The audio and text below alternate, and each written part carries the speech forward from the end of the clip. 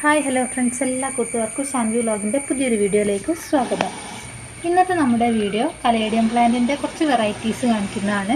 അതിൻ്റെ കെയറൊക്കെയാണ്. ഇപ്പോൾ നമ്മുടെ അടുത്ത് കുറച്ച് കലേഡിയം പ്ലാന്റ് ഉണ്ട്. അപ്പോൾ നമുക്ക് ഓരോന്നായിട്ടൊന്ന് കണ്ടു തുടങ്ങാം. ഇതാണ് നമ്മുടെ അടുത്തുള്ള ഒരു കലേഡിയം പ്ലാന്റ്.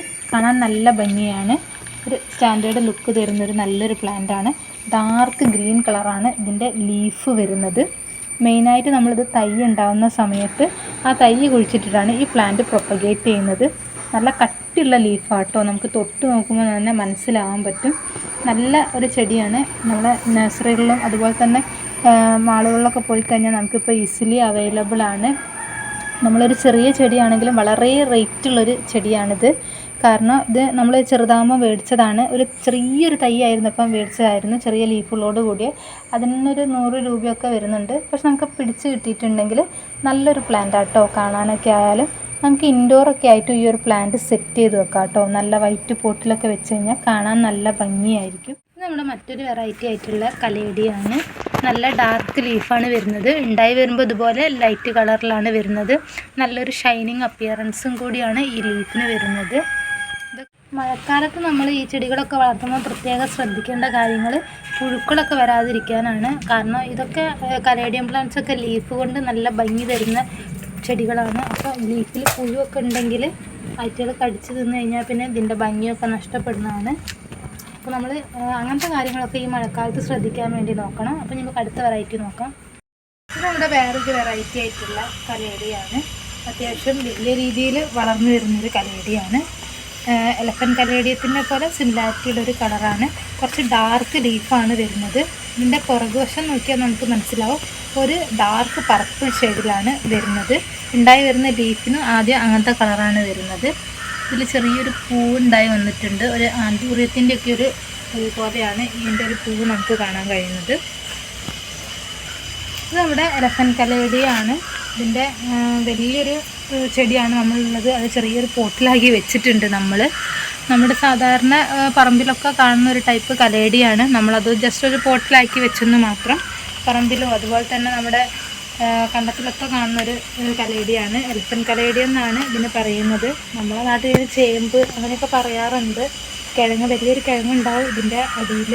പിന്നെ ഇതിൻ്റെ ഈ ലീഫിൻ്റെ തണ്ടൊക്കെ ചിലവർ ഉപ്പേരിക്കൊക്കെ എടുത്ത് വെക്കാറൊക്കെ ഉണ്ട്. ഇത് മറ്റൊരു വെറൈറ്റി ആയിട്ടുള്ള കലേഡിയാണ്. ഇതിൻ്റെ ലീഫ് എന്ന് പറയുകയാണെങ്കിൽ ഗ്രീൻ ലീഫിൻ്റെ നടുവ് കൂടെ നല്ല ഓഫ് വൈറ്റ് ഷെയ്ഡ് പോകുന്നുണ്ട്. ഇതുപോലെ പല വെറൈറ്റി ആയിട്ടുള്ള കലേഡി ഉണ്ട് കേട്ടോ. ഇപ്പോൾ നമ്മൾ മുന്നേ കാണിച്ചതൊക്കെ ഒരു ഹൈബ്രിഡ് വെറൈറ്റിയിൽ വരുന്നതാണ്. പിന്നെ നമ്മൾ കാണിക്കാൻ പോകുന്നത് നമ്മുടെ നാട്ടിൻ പ്രദേശങ്ങളിലൊക്കെ കാണുന്ന, നമ്മുടെ പറമ്പിലും അങ്ങനെയൊക്കെ കാണുന്ന കലേഡിയങ്ങളാണ്. ഇപ്പോൾ നിങ്ങൾ ഈ കാണുന്ന വെറൈറ്റിയൊക്കെ നമ്മുടെ നാട്ടിൻ പ്രദേശങ്ങളിലൊക്കെ കാണുന്നതാണ്. ചിലപ്പോൾ എല്ലാവരുടെ വീട്ടിലും ഉണ്ടാവും. നമ്മൾ ഈ വെറൈറ്റി പോലെ ഇത് ചട്ടിയിൽ വെച്ചെന്നേ ഉള്ളൂ. ഇതിൻ്റെ ലീഫ് കാണാൻ വളരെ പ്രത്യേകതയാണ്. പല വെറൈറ്റി ഷെയ്ഡിലാണ് വരുന്നത്. പോൾക്കാ ഡോട്ട് പോലെ വരുന്നതുണ്ട്. പിന്നെ നടുവിൽ പിങ്ക് കളറ് വരുന്ന ഒരു ലീഫുണ്ട്. ഇതൊക്കെ നമ്മുടെ നാട്ടിൻ പ്രദേശത്ത് കാണുന്നതാണ്. പൊതുവേ ഒരു മോയിസ്റ്റ് ആയിട്ടുള്ള ഒരു അറ്റ്മോസ്ഫിയറിലാണ് ഈ കലേഡിയം ചെടികൾ പൊതുവേ ഉണ്ടാവാറ്. മഴയൊക്കെ പെയ്ത് കഴിഞ്ഞാലൊക്കെയാണ് നമ്മുടെ കണ്ടത്തിലൊക്കെ അധികം ഉണ്ടായി കാണുന്നത്. അതുപോലെ തന്നെ ഒരു ബ്രൈറ്റ് സൺലൈറ്റിൻ്റെ ആവശ്യമൊന്നുമില്ല. എന്നാലും ഒരു ഇൻഡയറക്റ്റ് ആയിട്ട് ലൈറ്റ് കിട്ടുന്ന സ്പോട്ടിൽ വെക്കുകയാണെങ്കിലാണ് ഇതിൻ്റെ കളർ വേരിയേഷൻസ് ഒക്കെ നന്നായിട്ട് നമുക്ക് കാണാൻ കഴിയുന്നത്. ഒരുപാട് വെള്ളമൊന്നും വേണ്ടാത്ത ഒരു ചെടിയാണ്. അതുപോലെ തന്നെ വളപ്രയോഗത്തിൻ്റെ ഒന്നും ആവശ്യമില്ല. വെറുതെ നട്ട് കഴിഞ്ഞാലും ഉണ്ടായി വരുന്നൊരു ചെടിയാണ്. ഇത് പൊതുവേ തൈ ആണ് നമ്മൾ ഉണ്ടാക്കിയെടുക്കാറ്. ഇതിൻ്റെ അടിയിലൊരു കിഴങ്ങുണ്ടാകും. ആ കിഴങ്ങെന്നാണ് പുതിയ പുതിയ തൈകൾ പൊട്ടുന്നത്.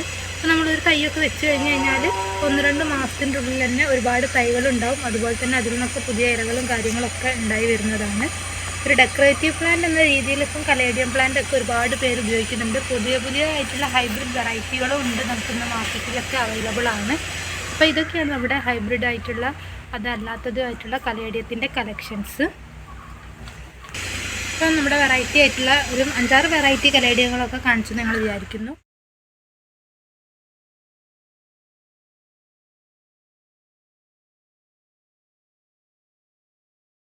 അപ്പോൾ ഈ വീഡിയോ ഇഷ്ടപ്പെട്ടിട്ടുണ്ടെങ്കിൽ ലൈക്ക് ചെയ്യുക. അതുപോലെ തന്നെ നമ്മുടെ ചാനലൊന്ന് സബ്സ്ക്രൈബ് ചെയ്യുക.